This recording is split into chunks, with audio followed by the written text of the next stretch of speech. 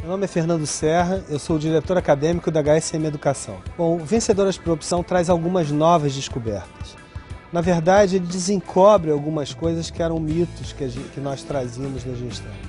Eu acho que, como bom seguidor do Peter Drucker, já que o Jim Collins foi aluno do Drucker, e o Hansen costuma estudar também papel e desempenho de CEOs, eles têm procurado, com a base de dados enorme que eles têm, responder algumas questões das empresas em determinados ambientes. Ele já fez isso antes no Feitas para Durar, empresas que duravam, já fez isso antes nas empresas que morriam, e agora ele está tentando responder alguma coisa nas empresas que conseguem vencer em ambientes turbulentos. Eu acho que isso por si já é uma pergunta e uma resposta importante. Então a ideia é responder uma pergunta que o Drucker falava, uma afirmativa do Peter Drucker, que era a melhor maneira de prever o futuro é você construir o seu futuro, é você mudar esse futuro. E essa é a ideia que ele tenta trabalhar com essas empresas que conseguiram, em ambientes turbulentos em que outras fracassavam usualmente, você conseguir dar certo. Tá? Então, ele, por exemplo, diz que as empresas que mais dão certo não são as que arriscam mais. O empreendedor não é porque ele toma risco que ele vai dar certo. São aquelas empresas que arriscam, mas que arriscam com alguma certeza. Ele diz que não é necessariamente a empresa mais inovadora que vai dar certo. Também não é isso. Ele também mostra que não é a rapidez que faz a diferença no ambiente turbulento, e não é necessariamente porque o ambiente muda toda hora que você tem que mudar a sua empresa radicalmente. E por último, que sorte não é necessariamente um fator relevante. Então a primeira ideia é que a ideia não é uma ideia de risco. A ideia é de você compreender o ambiente, você arriscar no ambiente com uma determinada certeza. E que a ideia também é que não é necessariamente uma empresa mais inovadora que se destaca, mas uma empresa que entende as lacunas de mercado, que persevera. Aqui também não é rapidez pode te levar a um caos. Tá? A ideia é você saber exatamente o que você está fazendo, e que a mudança do lado de fora não necessariamente implica numa mudança grande do lado de dentro, pode ser uma mudança menor. Tá? E que sorte, todas as empresas tiveram igual, sorte ou azar. Né? Mas é a forma pela qual você se antecipa a eventos e você dimensiona eventos. Acho que a principal descoberta, e talvez a mais importante, ou aquilo que ele traz de importante para o gestor, algumas dessas coisas já tinham sido debatidas de certa forma separadamente, mas que ele entende que estão presentes nessas empresas, é o comportamento do CEO. Tá? Quais são as habilidades principais desse CEO? São 3 habilidades principais.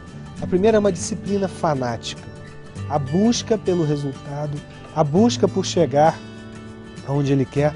E ele até exemplifica essa disciplina fanática no caso do Bill Gates, que mandava e-mails à meia-noite, sempre se preocupando com o que poderia dar errado.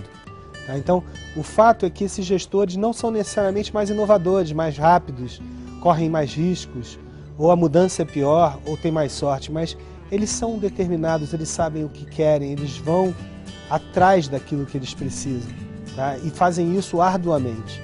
O outro aspecto é a criatividade empírica, que é a ideia de você trabalhar inovação ou coisas novas, mas não necessariamente com você arriscando, fazendo as coisas de qualquer maneira. Mas, por exemplo, você fazendo testes e verificando se aquilo dá certo, se aquilo dá errado.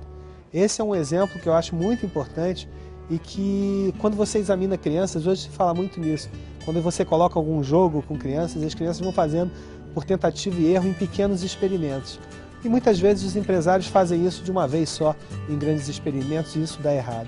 Então a inovação não é necessariamente um exercício de uma inspiração absurda e de um trabalho que você faz de uma vez, mas são pequenos trabalhos, pequenos experimentos que você vai fazendo. A gente pode dar o exemplo hoje, que não está no livro, mas o exemplo da Apple como contraponto. E a paranoia produtiva, que é a ideia que você esteja todo dia antenado, se preocupando com as ameaças que estão acontecendo, porque o grande fator de uma empresa é a capacidade dela de se adaptar. E essa adaptação não significa você mudar a empresa totalmente, mas você fazer pequenas mudanças e estar atento e ter flexibilidade para que essas adaptações aconteçam. Eu acho que esses são os três principais ensinamentos, independentemente de tudo que tem no livro, muito rico em casos e com uma metodologia maravilhosa, porque ele trabalha casos, mas trabalha casos contrastantes. Então ele não examina só a empresa que deu certo, ele examina a que deu certo e aquela que era a média do setor, que não deu tão certo ou até que deu errado. Então isso faz com que nós consigamos, ao longo do livro, estabelecer as diferenças e aprender mais. Tem várias coisas que são diferentes nesse livro em relação à literatura existente. Eu acho que tem um aspecto importante que é a complementação da obra de um autor, a complementação da obra do Jim Collins. Isso não elimina a obra anterior, pelo contrário, complementa. Mas, sobretudo, esse livro ele consegue agrupar uma série de conceitos que estavam dispersos e trazer para uma obra só. Sobretudo, ele consegue desmistificar algumas coisas que acreditávamos ou que se acredita no meio empresarial, do papel do empreendedor como um tomador de risco, aquilo que eu falei da inovação como um fator absoluto de vantagem competitiva, e não é absoluto, aquele que entra mais rápido num mercado turbulento dá certo, ou que a mudança do lado de fora implica numa mudança radical, ou mesmo que sorte faz parte. Todos esses fatores são um pouco desmistificados, ele inclusive os coloca como mitos e os desmistifica. Mas o que tem de diferente nesse livro é sobretudo a forma pela qual ele está organizado e a forma pela qual ele foi feito.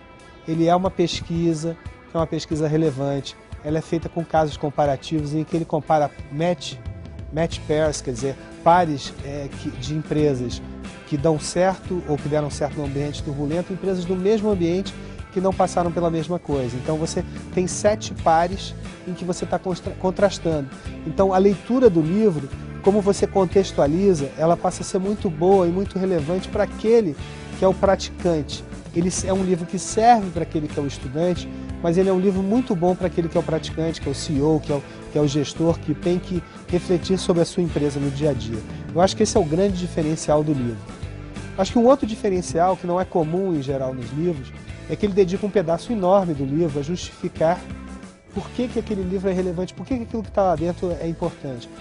Ou seja, ele tem um pedaço relevante do livro, que até o encarece, mas que é importante para mostrar que aquelas descobertas não são achismos, que a metodologia utilizada foi uma metodologia importante, relevante, e que a pesquisa foi realizada ao longo de um tempo relativamente longo, o que dá bastante consistência. Ele fala de disciplina fanática, não é só um dos argumentos, né? A disciplina fanática que está relacionada com a perseverança, com a sua capacidade de buscar alguma coisa e tentar atingir essa alguma coisa, é um fator preponderante. Isso não é uma situação nova, aliás, nós acreditamos cada vez mais que as pessoas que dão mais certo não são as mais brilhantes e as mais inteligentes, assim como as empresas que dão mais certo não são as empresas com os produtos mais inovadores, mas aquelas que são capazes de perseverar em torno de uma lacuna a ser preenchida, de uma busca que eles estão perseguindo. Esse é um fator preponderante, que é o da disciplina, que é o da perseverança de buscar alguma coisa. Mas tem outros aspectos, como eu falei, a criatividade empírica, ou seja, se você está criando alguma coisa, testa. Tá? Faz pequenos testes, pequenas melhorias. Tá? Imagina um software em que você lança tua versão beta, e imagina que a tua corrida ao longo a tua maratona que você tem que seguir, que já é um conceito colocado antes, por exemplo, pelo Hamel e pelo Para-Halad, mas que eles reforçam como a corrida de 20 milhas. Você vai fazendo aos poucos, a sua maratona é feita aos pedaços, e você então vai construindo isso. E a paranoia produtiva, ou seja, a tua perseguição todo dia por melhorar, por entender o que está acontecendo do lado de fora. Tá? Então tem muito de disciplina, sim, dentro do curso, mas tem muito também da tua capacidade de entender aonde você quer chegar e de estar certo, entender as lacunas, de saber o que você está fazendo, tá? E perseverar naquilo, tendo a certeza e medindo, né? Então isso quer dizer que você está medindo os resultados, que você está acompanhando, andando passo a passo e sabendo onde está chegando de cada vez para dar um passo a mais. Eu não posso dizer que ele exatamente mudou a minha vida, porque eu sou diretor acadêmico e eu estudo muito. Então tem vários livros que mudaram a minha vida, ou na verdade, vamos dizer, existem vários livros que contribuíram muito para a minha vida. Eu acho que Vencedoras por Opção, ele passa a ser um livro que é uma contribuição relevante de todo um trabalho do Jim Collins, nesse caso com outro coautor, que ele passa de ser, de certa forma, uma maneira de colocar empirismo no trabalho de Peter Drucker, mas, sobretudo, ele confirma alguma coisa que nós praticamos na HSM Educação. Que para nós a disciplina fanática em estar atento aos detalhes, atentos ao que pode dar errado, já é uma herança da HSM. Isso se confirma no livro, para nós isso é importante porque confirma a nossa prática. A nossa prática de criatividade empírica, em que nós temos um modelo novo de educação e que nós fazemos experimentos antes de utilizar, ou fizemos muitas vezes e continuamos fazendo, antes de utilizar as nossas práticas no dia a dia. E a paranoia produtiva, que é uma parte talvez mais chata do dia a dia, que é nós todos os dias estarmos preocupados com o que está acontecendo e que passa a ser uma orientação bastante forte para aquilo que nós fazemos aqui dentro. Então posso dizer que o livro, nesse momento, é meu livro de cabeceira, junto com alguns outros 2 ou 3 que me orientam no dia a dia do meu trabalho. Eu vou reforçar os ensinamentos. Eu acho que o principal ensinamento é que nós temos mitos que vêm arraigados a nós, de risco, inovação, rapidez, mudança e sorte, e que esses mitos, na verdade, eles já, de certa forma, estão sendo desmistificados pela academia, e nesse livro eles estão desmistificados de uma maneira geral. Então, aqueles que entendem uma lacuna de mercado, que tem uma estratégia clara, coerente, que sabem aonde querem chegar com suas empresas e com suas vidas, eles têm uma disciplina muito grande em torno daquilo que fazem, eles testam aquilo que querem inovar, aquilo que querem criar, e eles são chatos naquilo e muito perseverantes e muito atentos ao que acontece no dia a dia, para todos os dias estarem trabalhando em pequenas mudanças, em pequenas adequações que garantam que aquele futuro que eles estão buscando chegue. Isso quer dizer muito que também eles medem aquilo que precisa ser gerenciado, o que é uma outra desmistificação, que achar que um empreendedor faz tudo de cabeça e de orelhada, não é assim. Então acho que isso é um grande diferencial do livro e é um grande ensinamento.